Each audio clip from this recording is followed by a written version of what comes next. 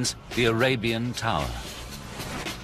This is the Burj Al Arab, a structure designed to amaze. But creating this 21st century icon was an epic struggle that pushed everyone involved to the limit.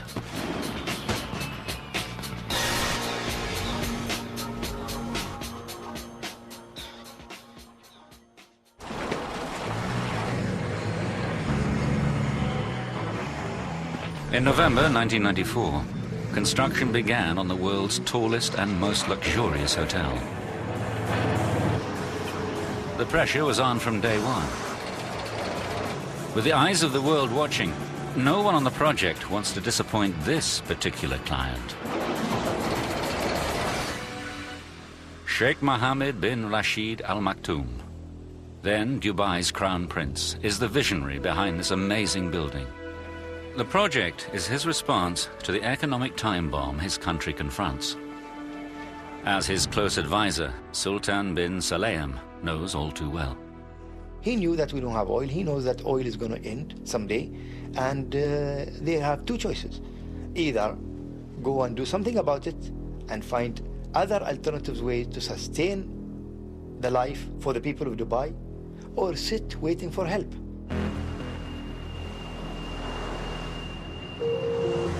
Only 50 years ago, Dubai was a dusty backwater, home to pearl divers, coastal traders and Bedouin. Then, in the 1960s, prospectors discovered oil. The sudden injection of billions of petrodollars transformed the sheikhdom. But geologists predict the oil boom will be over by 2016. The good life could end just as quickly as it began, when the wells run dry. The answer to Dubai's economic survival lay in its geography. This tiny emirate, less than twice the size of London, is in the remote Arabian Gulf. But Dubai had three untapped assets: sun, sand, and sea. Facing a future financial meltdown, Sheikh Mohammed made a crucial decision. He decided to turn Dubai into one of the world's most exclusive holiday destinations, a playground for the rich on the Arabian Gulf Coast. But the Sheikh needed a luxurious centerpiece to launch his country into high-end tourism. He staked what some estimate as £1 billion on the tallest, most lavish hotel in the world, with a unique 7-star reputation, the Burj Al Arab. I think it was very important to put Dubai on the map of the world.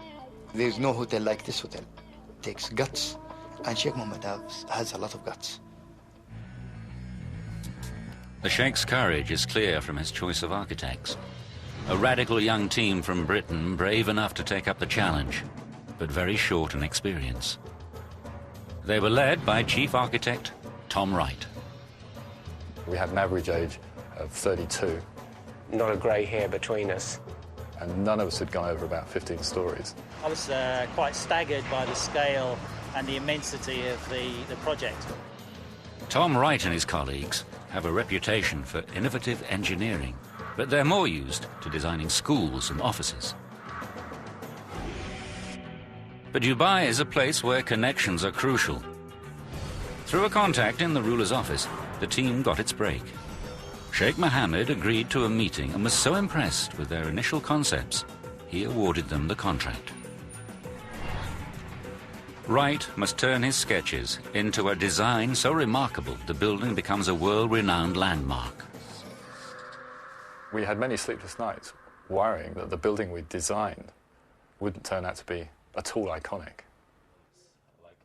Wright knew he must push his design to the limits. A building only becomes an icon when its form is simple but unique. We decided that if you could draw a building simply with a few strokes of a pen, and it was instantly recognizable as not only the building but the place, Egypt in this case, you'd created something that was iconic. So if you consider these buildings in the world, there are probably no more than 10 maximum that have actually achieved this status.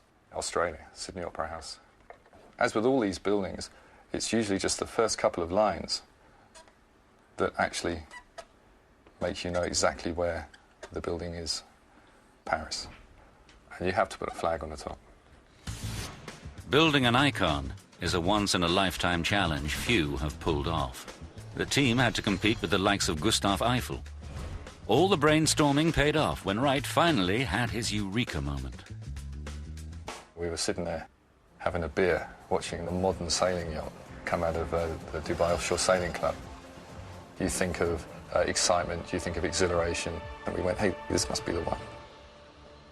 The form we came up with is very simple, and within a few lines, I think you can see that it has all the elements of an iconic building. It's simple and instantly recognisable.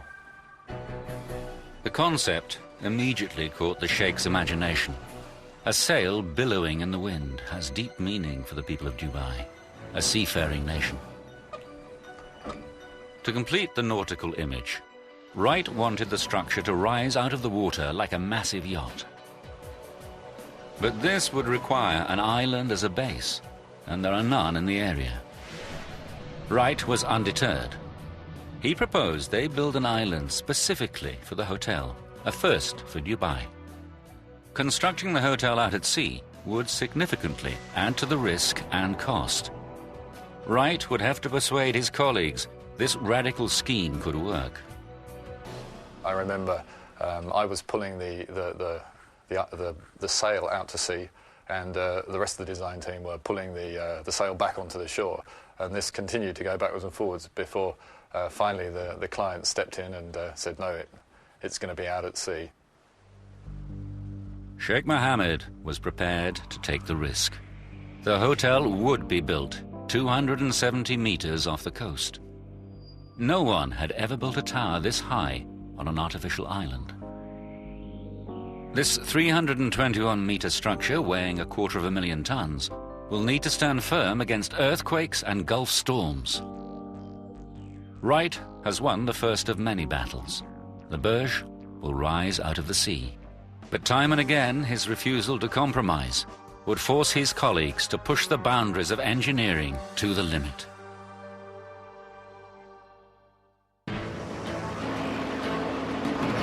By early 1995, the construction team was hard at work, building a low-lying island for the world's tallest hotel, the Burj Al Arab.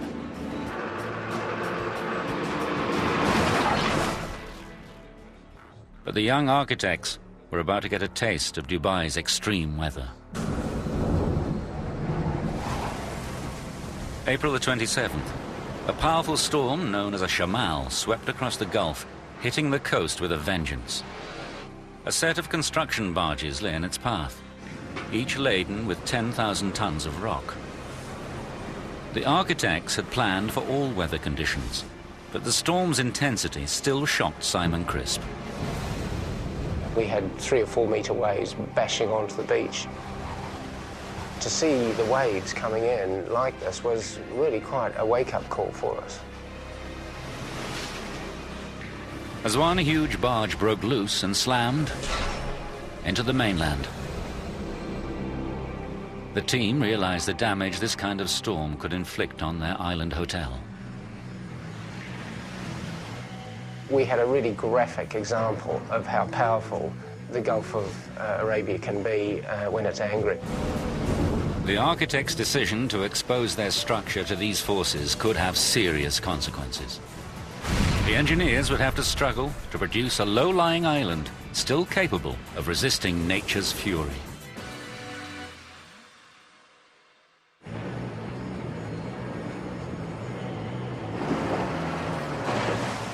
Just 5 months into the build, the team have reached a critical phase in this one-of-a-kind construction project.